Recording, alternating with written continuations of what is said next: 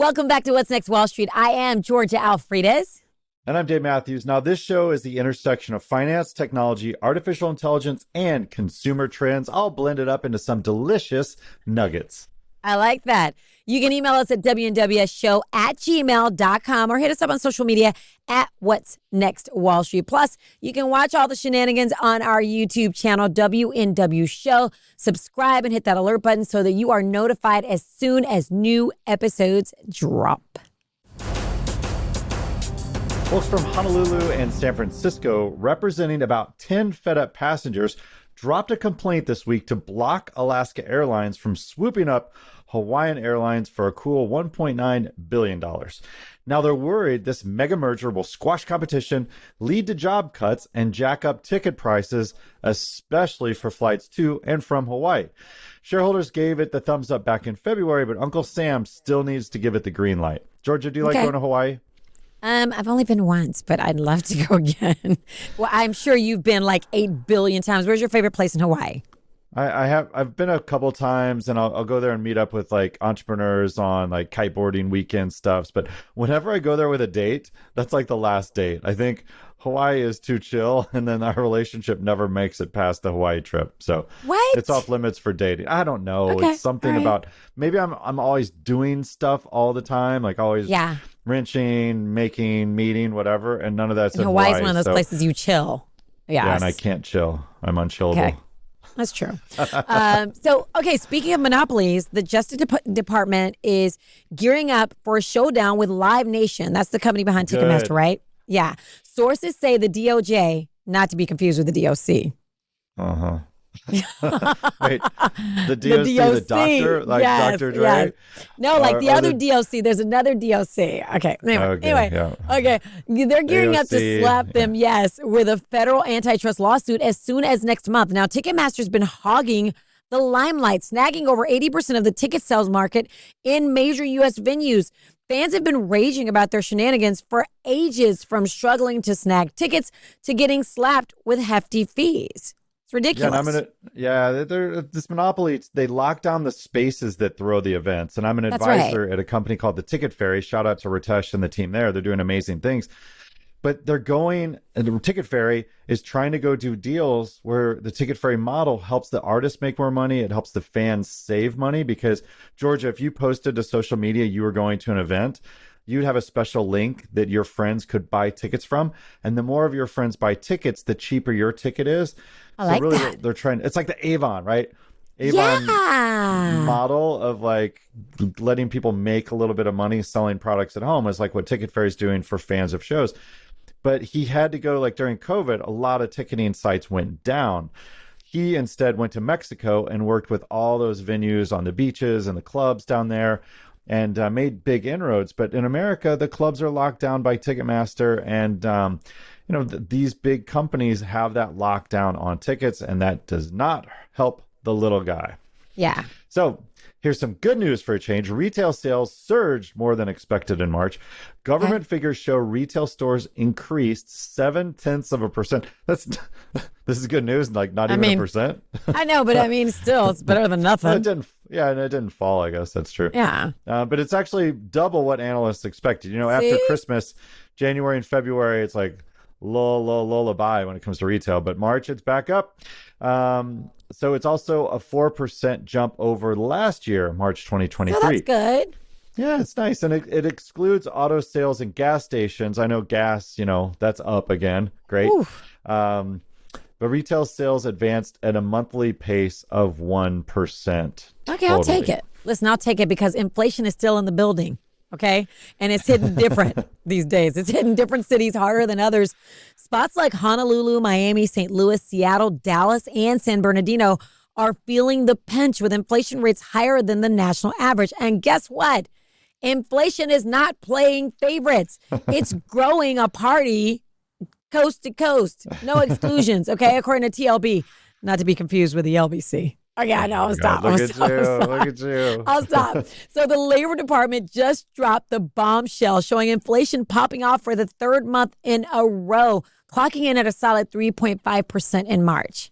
That's beautiful, Georgie. Drop 3 music references I there. mean, come on, dude. What do you thought? And if inflation's hitting Dallas, my current crib, and St. Louis, my old crib, like St. Louis is generally immune to that stuff. I know, it's weird. All right. Well, thanks in part to inflation numbers, we can forget and sort of interest. Oh, we can, totally forget interest rate cuts next month. Not going to happen. Yeah, Jerome Powell, the Federal Reserve Chair, says recent data isn't exactly boosting his confidence levels.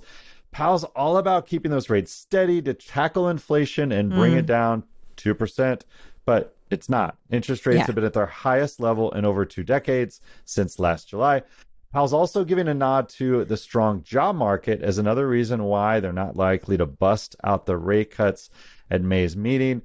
Jamie Dimon with JP Morgan Chase, he's like, oh no, let it ride, because these bankers are making fat money on all these high rates. Exactly. So the rich keep getting richer, Georgia. That's right. And pushing the man down like us. The man. Wait, I'm not the man. Okay, true. let's just keep blaming inflation. I know, right?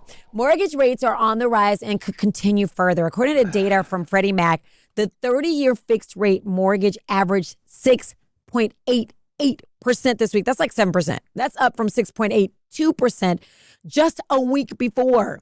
Now, while rates have mostly held steady recently, they could potentially cross 7% if inflation continues on its hotter than expected path. Now, as we shoot this podcast, Dave's in San Francisco and I'm in Frisco, Texas, 2 of the hottest and most expensive real estate markets in the country.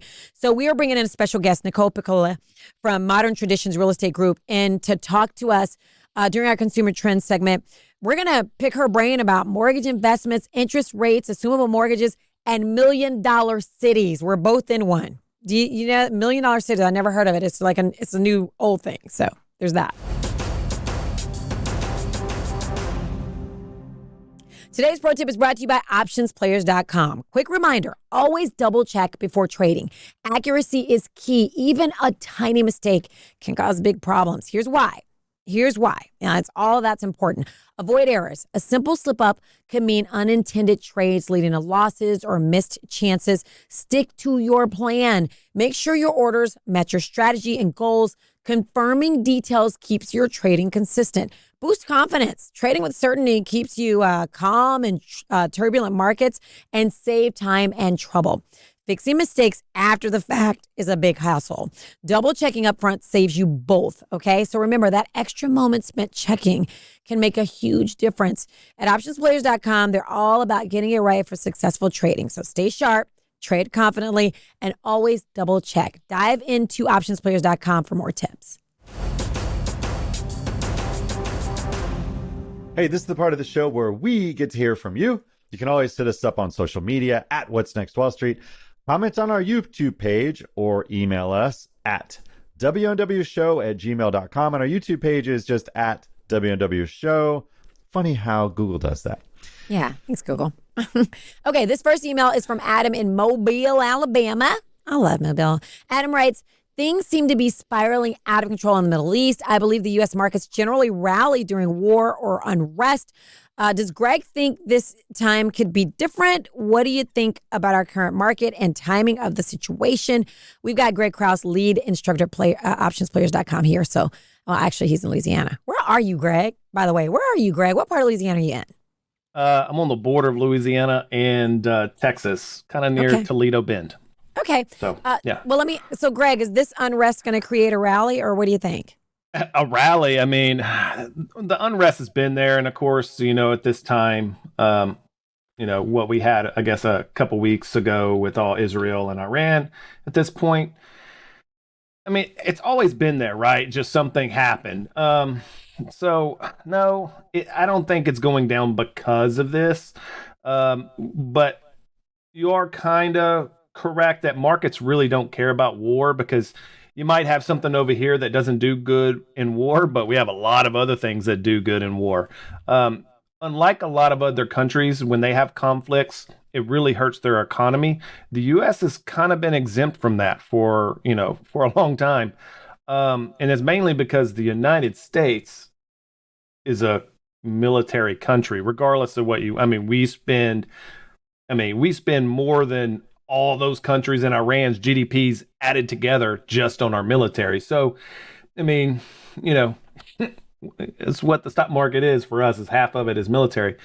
I think you will see kind of the sell the fear. So like right when something crazy happens, you might see the market really dip just out of fear. And then it'll probably just come back and normal out.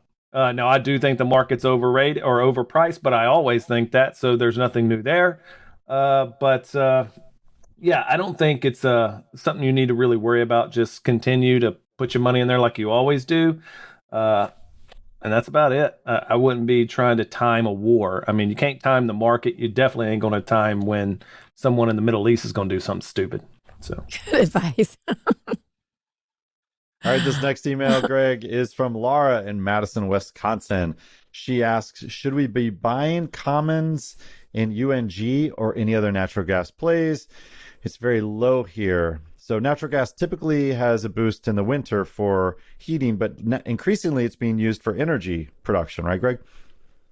Yeah, I mean, first off, UNG is your little ETF. It's buying liquid natural gas, LNG futures. Okay, so it's not actually what it's doing now, it's what it's expected to do in the future.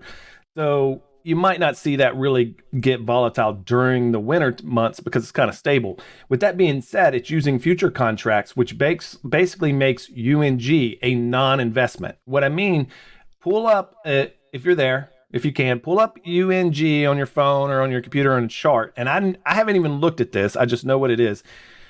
I bet you a year ago, it was double the price. 5 years ago, it was 10 times the price.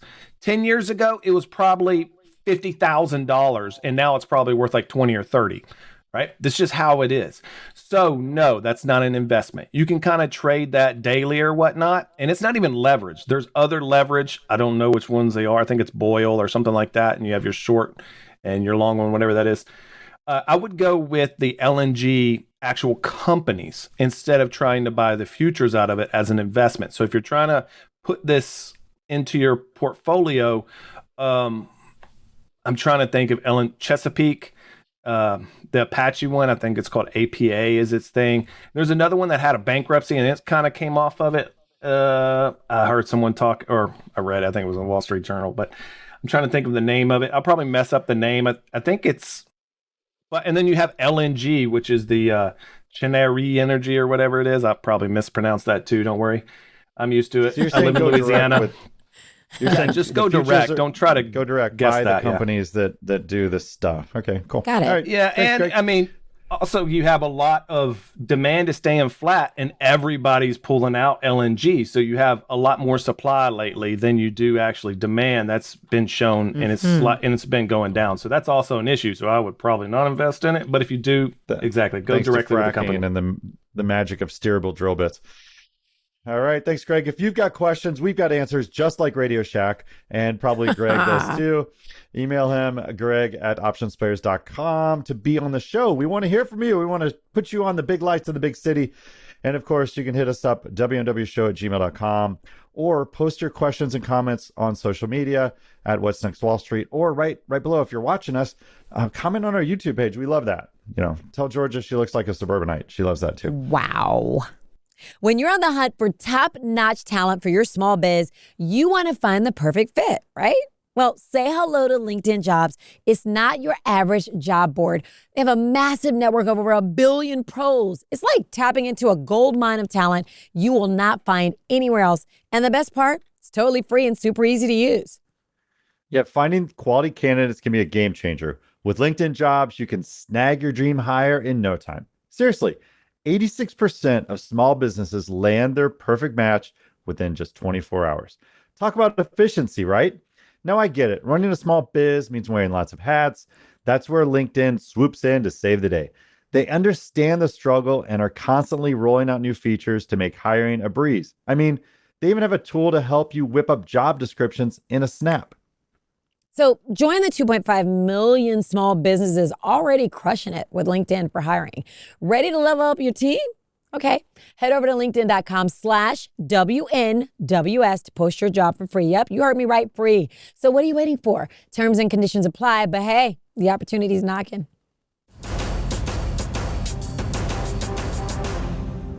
So Georgia, and those of you scoring at home, what makes something valuable? Is it either marketing and object's price, or quality like LVMH, or rarity like diamonds and gold? What do you think, Georgia? Rarity. All day rarity. I don't want anybody. I want exclusive. I don't want anybody to have what I have. So LVMH, do they do like rare bags, like a limited release? They do, but I love Gucci because G, my name's G, starts with a G. But I also like that they number their bags, and Chanel's and Hermes. I like numbered bags so that I know that mine has got a certain number on it. So there's that. If anybody wanted to shop for me. My latest 911 is one of 65. So I get that. See, that's what I mean. That's what I mean. That's cool. I need to put a little number plate on it, though. That you just should. Artificially. Yeah. You should. That would be so awesome. Or dude, like license plate. Are you rich? Are you rich? Are you getting paid for the show? Because I need to know. It's an 80s. It's an 80s 911. I bought it for nothing. Oh my gosh. So, well, not nothing because they're not nothing. But anyway, I'm jelly. Cheap. Hey, but diamonds are made synthetically now, and Gen Z would rather have big hunks of ice that were lab grown rather than the potential for blood diamonds. And that's hurting De Beers, right? I don't care because guess what? I literally just went to some site and Kanye West, little girl, Northwest. Okay. Sorry. Gotta break into your tech. Yeah. She had on all these baubles. I was like, I cannot believe they have spent millions of dollars giving this girl baubles. They were fake. And I forgot who made them, but why did I go online and order me one? Because it was fun. It was big and silly looking. But it was truly one of the fake diamonds. And so I went and ordered this super cool big bracelet. I would never wear a real diamond bracelet some places, but like I can wear bauble. Well, that's what I call diamonds, baubles. Oh. You got your baubles. I thought it was like some Gen Z brand that you were. No, there is a brand called Bauble Bar. There's a brand called Bauble Bar. I like that too. But anyway. Okay. So all right. What? Bauble blanket. There's all kinds of baubles out there. All right. So those of you listening, how does this relate to what's next Wall Street, do you ask? Well, every 4 years, the Bitcoin reward payment mechanism for those generating the hashes to solve the blockchain math problem, it's cut in half as a way to clear the decks and have fewer devices or companies or people solving the math problems. Now, it's built as a deflationary natural attrition because the reward payout is less while the cost of power and the compute goes up with the complexity and global inflation. So it's estimated that 20% of the miners are going to go offline within the halving that's happening this week, which, Georgia, it's kind of like a purge if you're into that. Right? Do you like the Purge? I'm not into Purge. You mean the movie? Okay. No, well, yeah. Like the act. Get rid of everyone. Start over. Oh, wow. No, I don't. I mean, I do that with my closet like sometimes, but no. There you go. That's smart. Okay. Less bloody. So this is this halving was in order to keep BTC or the Bitcoin a deflationary asset. Now, they knew that Moore's Law was going to make processing go faster and faster and faster. As the hash gets longer and longer and longer, computers would be able to be specialized to keep up with this. So the developers or developer, we don't really know who made Bitcoin, decided to cut the reward of the solved problem by half every 210,000 blocks, which equates to about every 4 years. Now, the first halving, George, it occurred back in 2012 when the value of Bitcoin was $12. Wow. Can you imagine that? And you would get 50 coins for every math problem you solved, that hash. The next halving happened in 2016 when the value was a mere $648. Wow. Then I still hadn't heard of it. Yeah, exactly. Then in 2020, when we started doing What's Next Wall Street back then, the Bitcoin was at $8,572. That's so crazy. So now you see when the Bitcoin algorithm was first introduced, it could only be solved by a modern Pentium computer. So it was like easy to solve the math. And those were common. Like everybody in 2009 and 10 had Pentium computers. And those nerds that were smart enough to figure out how to load the code to mine the currency, there wasn't like an app like you'd go get from Microsoft. You literally had to write scripts and be able to understand how to mine or mint these coins. But these machines could solve the equations in 10 or so minutes with a reward of 50 Bitcoin, which would mean that you could earn on your own computer that you'd write Word documents and surf the web with. You could earn 1,936 Bitcoin a day. I mean, back then? Back then, yeah, just from your old janky-ass desktop computer. Were you smart enough to be one of the people who did this? No, I was laughing at everybody that was.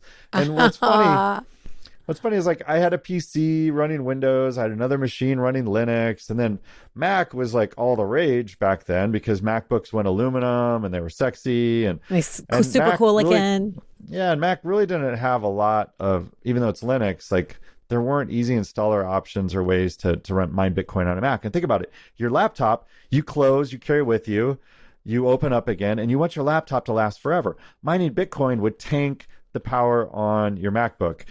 And I'm like, well, maybe I'll run it on a PC at home. But I had like my PC at home running a mail server and other stuff. I didn't want to mess with that. So yeah, literally just because I didn't want to mess with it. But there was a dude that paid for Papa John's pizza 10,000 Bitcoin for a pizza, right? So Bitcoin, it was worth nothing back then. Now, wow. I wonder if Papa John's, do you think they kept that Bitcoin? And then what's the tax liability on that today? Yeah, and how did he do? Like they took the money, they took the Bitcoin. Yeah, because think about it. Back then, Domino's was, bult the first app for ordering pizza online. Papa John's was trying to get credit for the first payment with Bitcoin, right? So everybody, all these brands, Taco Bell was doing funky stuff with the web. Everybody's trying to get cool stuff going with the latest technology for the press alone. All right, but I digress on that. So as the supply of coins increased, the secondary trading market grew along with it thanks to exchanges. The first one that was Mt. Gox, which was famously hacked. And really, Mt. Gox was like a Magic the Gathering place where you could go exchange cards. And then they got into Bitcoin and then lost everything. Then there was Sam with FTX, which was very famously a scam. He's trying to like get out of jail free card. I love that. They keep him locked up. So, and then Coinbase, which famously went public and seems to be okay for now. There's a few other markets that tanked and cratered, and a lot of stuff in Asia got canceled because Chinese government did not want that country involved with blockchain products. So for now, all of those sites created more purchasing availability by the non-mining speculators or collectors, which further fed demand since it became easier to buy the coins. Like if you had to mint it and know like how to do Linux command shell programming, it's going to be tough. And like you could only spend it on Bitcoin or maybe dark web, but that's another story we won't get into. So nowadays, as of early 2024, there are Bitcoin ETFs, and they have a great spokesperson, namely Jamie Dimon of JP Morgan Chase. And Jamie famously hated Bitcoins until he figured out the US government wasn't going to stop them. And he thought, like, if you can't beat them, let's join them. Let's make some money. So look, all those guys do in trading desks is they want anything to sell. They don't give a shit. So but what's funny, Georgia, is he just was quoted, a couple weeks ago. He goes, Jamie Dimon says, he will never, ever own Bitcoin. Like, come on, dude. Is that right? Really? Like, you're not going to leave. Yeah. But you can own JP Morgan's foray into crypto market by purchasing them under the iShares Bitcoin Trust. And that ticket is IBIT, available from a traditional brokerage account. So you don't even have to go through Coinbase or any of these other groups to buy anymore. You can buy it through your existing stock market. Okay, got to go back to the halving though. So as the complexity of the hash algorithm increased, it required people to buy thousands of dollars worth of NVIDIA video cards. Therefore, fewer people were even able to mine Bitcoin. So remember, it started on your desktop PC, and then the math problems got longer and longer. So now you've got to buy NVIDIA. And Georgia, this was before NVIDIA was on the tear that we talked about a year ago when you said, should we buy NVIDIA stock? Yes. But what was funny is like before AI LLMs, which need the NVIDIA cards as well, NVIDIA was losing their luster because you couldn't mine Bitcoin with them anymore because the math that was capable in the video card could only do blocks that were yay long. And a lot of those miners moved to do other coins like Ethereum and what I call crap coins. And now all those crap coins, they still have value, but they're much less than BTC, which is kind of like the gold standard. The values of the crap coins, though, are mega speculative, and they rise with the tides of Bitcoin. They also fall quickly, too, based on what Elon Musk says on X about them. Or if you remember when Elon was on Saturday Night Live, he asked about Bitcoin on the news segment, and Elon said, it's a hustle. So it is a hustle. Like, be prepared to lose everything. But nowadays, video cards from NVIDIA are solving AI language model problems, and they're not really good for mining Bitcoin. So that's why NVIDIA is having this next run of stock because of LLMs, which are all the hot rage, just like blockchain was 3 years ago. So This forced complexity of the solving the math problems now requires specific computational devices called ASICs, which stand for application-specific integrated circuits. Now, these are just like chips that get really hot, that do math really quickly, and you need dozens of them per computer. They're also controlled by computers, but they're just made to solve math problems and take a ton of energy. So you'll see professional mining setups around geothermal power plants like in Iceland, or waterfalls like Oregon, where energy is cheap because you need lots of energy to push into these. Now, Georgia, you're going to be interested in the power saving aspect of this purge, or the halving, as technically getting more miners off the system means less hardware burning through kilowatts of energy to solve these math problems. So you'll be happy with this 20% reduction in miners that's expected, literally this week. So it also means that we have less miners to authenticate transactions from people trading, which this is what honors the public ledger, which makes blockchain, people thought it was like private and invisible. It's only invisible if you never trade it. As soon as you trade it, it goes to public accounts, and then people can see which wallets are moving. And you're going to need people managing the ledgers to make sure that the math is replicated amongst these computers. So what we're thinking is there might be a new processor that's invented, because you won't have to solve the big hash anymore. You'll just have to solve the ledger. So we could go into a lower power mode of Bitcoin, but that's still to be determined. Yeah. Yeah. But what's interesting for me? It's just 15 years into the creation of Bitcoin, and miners have created 19.5 million tokens out of a total of 21 million in the system. So we're almost done. Yeah, then what? What happens then? Yeah, but so think about gold, right? What made San Francisco awesome in the 1850s was all the speculators that came to San Francisco to find gold. Now, there ain't no more gold in than their hills, right? But San Francisco now, I love this analogy of San Francisco. So speculation. The first was the miners. The second was the poets and writers. The third was the musicians, Janis Joplin, Jimi Hendrix. Like, everyone came here to find their dreams, and this is the land of speculation. Then it was the gay, lesbian, disenfranchised in the 70s and 80s, and remember the AIDS movement out here. And then the 90s was the internet movement. And that's why you have companies like Oracle and Salesforce and HP. You know what? It is like the frontier. I never thought of it as like the frontier of all those things beginning. Interesting. Yeah, and that's why I come out here, because I want to be around those misfits, those thinkers, and think about the Steve Jobs commercials where, think differently. Well, Cupertino in that garage, Apple was in a garage, HP was in a garage, making calculators. So this is why we can't get you back to Texas where we all think alike? Well, I'm from Texas. Don't get mad. I'm just saying. I'm never going to leave Texas. I love my shop there. That's right. That's anyway. right. So, but we're almost done creating all the Bitcoin coins, right? So this could mean the value of Bitcoin increases significantly because supply and demand. Like, look at gold. And they're saying now that fool's gold might have lithium inside of it. And now lithium is the hot mineral because we need it for batteries, right? So I'm wondering what's going to happen. Like, Bitcoin might increase significantly. It might happen for factors like greater number of people can access the asset as well, because the hype cycle increases because you can get it through, your traditional brokerage account as well, like I just mentioned with Jamie. So the greater visibility and press will come out of the final token be informed as well, because all the news agencies are going to be talking about, like, Bitcoin is all created. But it could also crash because people get excited about another token like Polygon or Cardano, or even the number 2, which is Ethereum, since miners won't be able to do anything other than authenticate Bitcoin transactions. So a lot of those miners will move to other coins just because they're speculators, right? They want to figure this stuff. So right now, Bitcoin is down in the maybe 10,000 from its high of 73,700 as we record the show. It's at like 63,000 something.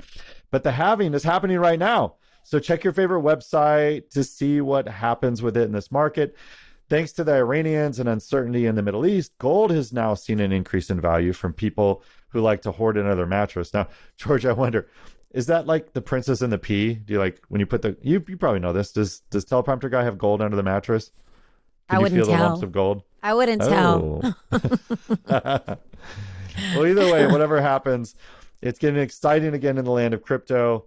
And hey, if you like this story, we grow the show by word of mouth. So please, if you like this segment, share the podcast with your friends. Within Apple Podcasts, you can go in and click the transcript and search and find this segment and zip right to it and say, hey, buddy, listen to what Dave and Georgia were talking about with this halving and the purge. And remember, Apple Podcasts and the YouTube show automatically do closed captioning these days. So share the segments with a show that are relevant to you. It's easy to tell your friend which part to dip into. And thanks for sharing.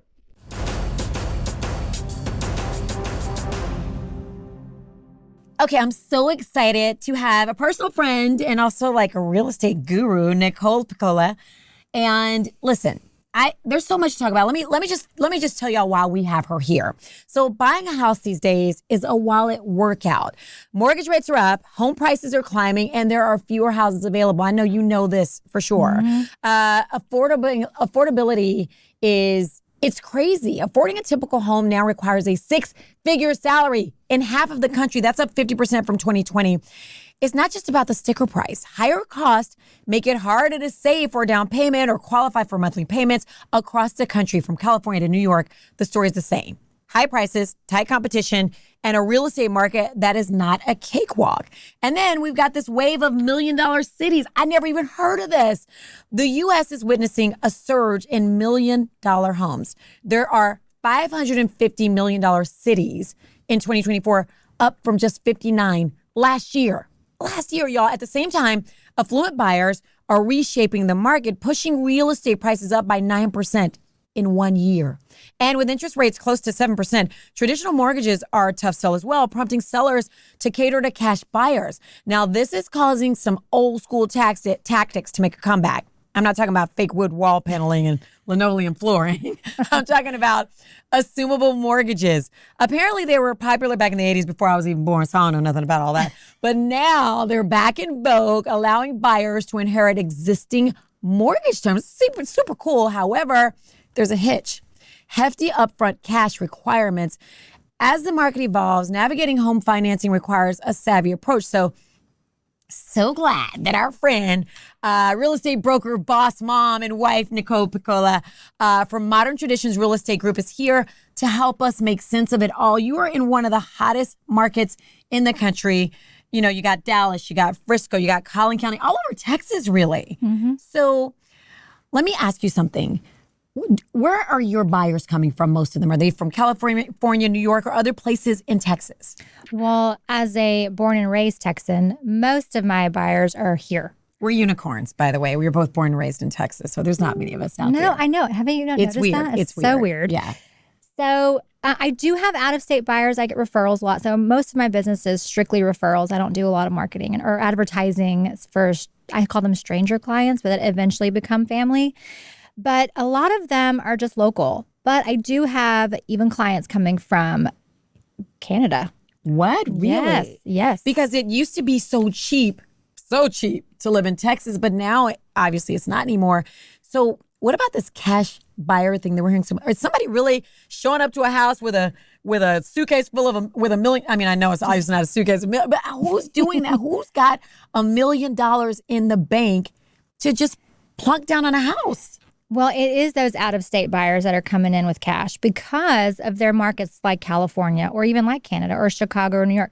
Their home prices are well exceeding ours. And so they are able to sell their properties in their state and then bring the cash to ours because our affordability is much different than California. Yeah. So even at $1 million, that's a steal in Texas. They're like, in California. They're super excited to get the size home that they can get here versus what they would get in California. So let me ask you this. I know there's a few times my husband and I bought a house and we had to when we lived in DC, that's one of those coast, where we thought 20 years ago we bought a house and it was $550 and it seemed like $550,000 20 years ago for a house. Oh. It was a nothing house. It was wood paneling. Girl, we didn't even have brick, okay, because it was DC. And I was like, my husband was like, this is stupid. This is the dumbest thing we've ever done. We need to just buy a place in Florida and rent here in DC, which in hindsight, he was right, but that's another story. But we thought that was so much money, and we actually wound up losing money on that house because we sold when, the housing market. The recession. Yeah. But I just wonder if the houses in Dallas are going to just continually go up. What do you think in the Texas market? Do you think they're just going to continually? Really, that's what you think the trend is? So now I would say it's at a slower pace, and everything changed after COVID. Yeah. Period. So people came here in droves. I say they were seeking refuge because of all of the strict rules and then taxes, and we don't have an income tax. Yeah. They don't necessarily know we have a higher property tax. Hello, especially now. It's going up. What the hell? Right. Which also affects our affordability. Sure. But after that, everything changed. And so people are still coming here seeking refuge, is what I call it. And they want more home for their buck. Mm-hmm. They more want land. More land. They got a yard and a pool. Yes. Yeah. Well, you can't not have a pool, especially those out-of-state buyers are like, I can't deal with Texas heat without a pool. That's right. But everybody just wants to be here. Yeah. And so we have so much land to still fill. So there's opportunity just endlessly for growth here. Yeah. Which, as locals, it's like, man, that traffic's my not gosh. great. Listen, we've seen it because we're both from this area. Correct. I remember when Frisco, nobody went to Frisco for anything. Now it's like top 10 place to live. Yeah. What? For what? Yeah. Frisco's the country. It was Oklahoma. I wouldn't go past George Bush. I'm like, that's too far. That's right. And George Bush was far. Like if you lived in North Dallas, and this is for those of you who are in the Dallas area, it was like you didn't go past the Galleria for what? Mm-mm. So it's very interesting to watch it evolve and change. So do you run into clients who have a hard, and I know obviously you can't, be specific, right? But what about clients who are having a hard time, coming up with that down payment? Because if you can't come up with a down payment, what are you going to do for the monthly? What advice do you give them? We have to get really creative. So I have a wonderful team that I pair up with lenders that offer different programs. There are programs out there that you can still get assistance. And then we also have to get creative with the seller. So now we have this new NAR lawsuit. I don't know if you've heard about it. I don't know anything about it. Talk to me. Oh, well, it's exhausting. It doesn't change a lot, but it was about commissions. It's all about us. Okay. That changed a couple of things. Not really, but it scared people because they now say that buyers are in charge of paying their buyer's agent commission, which is how it's always been. But the seller takes it out of their proceeds at the end. Okay. So really the buyer still pays it because who's paying the seller? Right. The buyer. Right. But that scared people, so that kind of put people on hold for a little while. They're just trying to understand what's going on with that. I don't even remember what your question was. I just went on a tangent. So how do you get people who can't afford it? Okay. So we just have to get very creative with their financing. So again, lenders, but there are also loans, like you have a veteran's loan that's 0% down. That's amazing. And then you also have a USDA loan. So for those people that don't mind being further out of town for rural areas. Really? But it's not that rural. Like Forney used to be a USDA, and I think still parts of it are. You have smaller towns that are. Oh my gosh, that's why people are moving. I'm like, why would you live out there? Yes. You're going to get a lot of land. Because you can get 100% financing as long as it's income stipulated. So you can't just make tons and tons of money and then go get 100% financing. But for the people that are still struggling, there's 100% financing option for them in those outer suburbs, this is rural amazing. areas. I knew nothing about that. That's fantastic. Yep. That's fantastic. So you just have to have somebody savvy enough to explain those things to you. And again, you also have to be open-minded and moving further away from Dallas. Yeah, but so many people are working from home. They're doing stuff. So who cares, right? I mean, that's why those outer suburbs have grown at the rapid pace that they have, is because those options are available to them. So I heard something about assumable mortgage. What is an assumable? Yes. What exactly is that? And can I go get can I assume somebody's mortgage, or are there rules to this, levels to this? How's it work? So assumable mortgages, you still have to apply the same way you would a traditional mortgage. But the beauty of it is you get to take over what the other owner has. So when you have that 3% yes, ma'am, loan, you're like, I don't want to leave that, but also can I assume it? So some loans are assumable and some aren't. Most were back then. So you sign a little document at your closing table saying this loan is or isn't assumable. Oh. So you have to go back through your closing docs, but that's a great option if that person really would benefit from that lower interest rate. So I don't do a ton of them. They haven't seen them, but because people aren't asking for them, or I need to be better about bringing it up to them, because that's a really great option. But also not everybody wants for the people to take over their loan. They just want to wash their hands of it and be done. But they still have to apply the same way you would apply. So you can't just come in and say, hey, I want to assume. You still got to fill out all the paperwork. You got to be approved and all the things. All right. And you still have to have that big down payment. Okay, what are some tricks of the trade we need to know if we're trying to buy a house or we're trying to sell a house?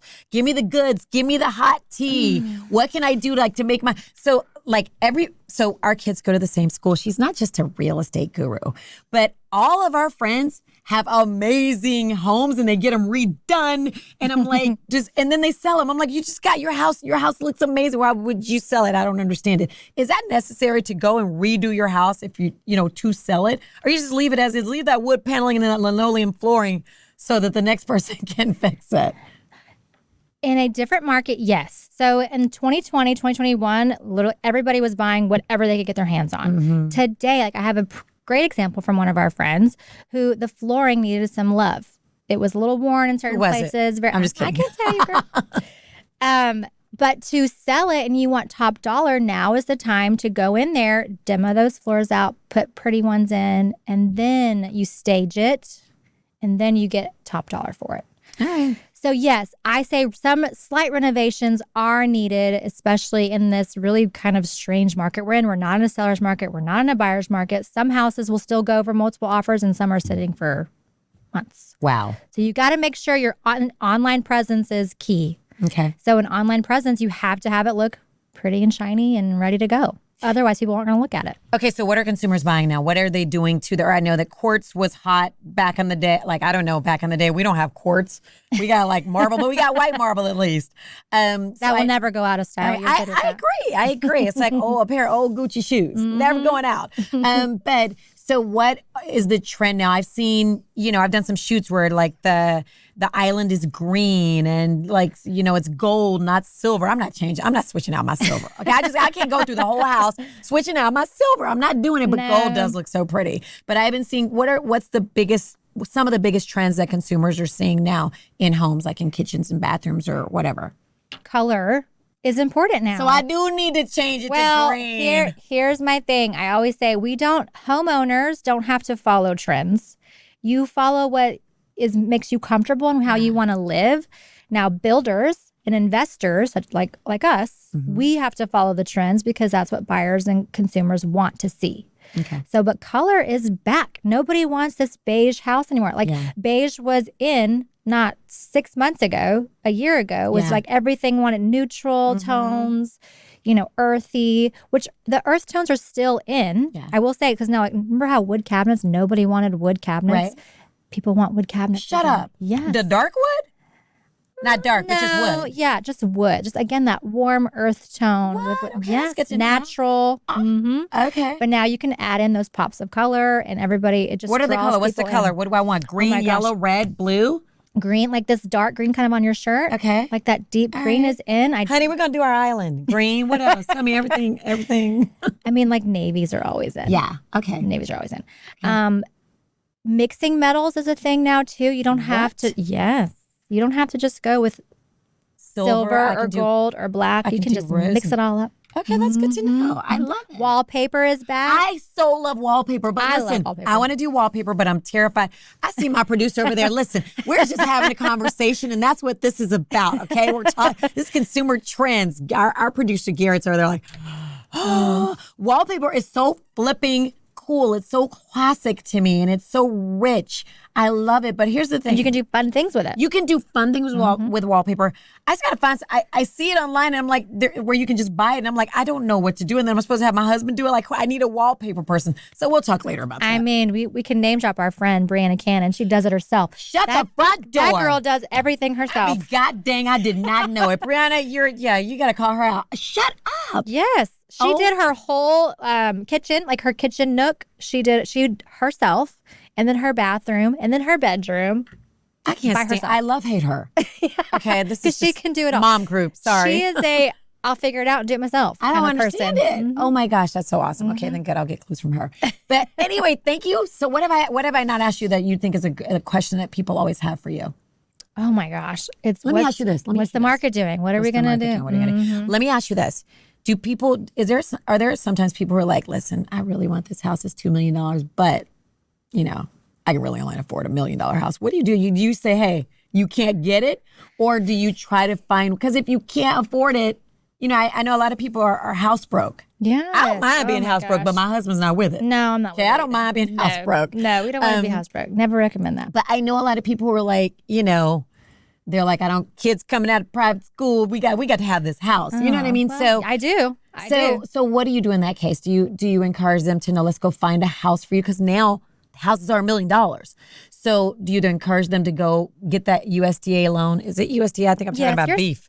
So it is USDA. Okay. Because it's rural and it's farm. Okay, I get it.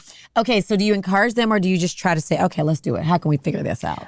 I'm always a let's figure it out kind of person. So I will always do my best, and we will work numbers with lenders and see how we can finagle our way into that. And then you buy their house when they lose it? No. You just wait? No. That's never ideal. You never want your client to be like, oh, I have to sell 5 minutes later after you close. Yeah. But also you show them. I break it down all the time, and I'm not a lender, so I can't like give them official numbers, but I'm like, hey, this is what your payment will be here, and then this is what your payment will be here. Yeah. You're kind of like house hunters, like what you want to do. Yes. You want to eat or you want to live in a cool house? Correct. Okay. All right. But every $10,000 on your budget is $100 on your payment. Okay. All right. Not 100. Okay. I was like, ooh, I'm going to get a house today. No, inaccurate. I misspoke. Yeah. No, it's okay. So every $10,000 on your payment or on your loan is $100 plus or minus on your monthly payment. Wow. Mm-hmm. That's kind of a lot. It is kind of a lot, but also like, oh, well, I can do that. I mean, how much? Maybe I can do 100,000 How much more. a month do you spend on Yeah. Starbucks? I'm just saying. Oh, yeah. Are I'm you just talking saying. to me personally? This No, is really, real it's me. personal. I saw you with your cup when you walked in. I know. And she's like, hey, girl, you need some coffee? Okay. Nicole, thank you so much for coming on. I so appreciate it. I know you got tons of things to do. So where can people get at you if they want? All my information is everywhere online. My number is there, my email. My Instagram is nicole.piccola.realestate. You can DM me on there, reach out there, anywhere. She's married, so not those kind. I know she's No, pretty. Not those kind of absolutely DMs, okay? Thank you, sister. All right, thanks, Nicole. Hey, I got to hit you up when I'm ready to buy a firehouse for the ultimate man cave garage. All right, remember, if you've got questions, we can try and help you answer them, and we'd love to hear from you. Email us at wwshow@gmail.com or hit us up on social media. That's the @ What's Next Wall Street, all spelled out. Yes, you can watch episodes of this at WNW Show on YouTube. Just type that into the search box or listen on Spotify, Apple, or wherever you get your podcasts. Make sure you subscribe, hit the alert button so you know the fresh, relevant information that's happening right now that can help your bank account every time it drops. I'm Dave Mathews. And I'm George Alfredas. We will see you next time on What's Next Wall Street. Bye-bye.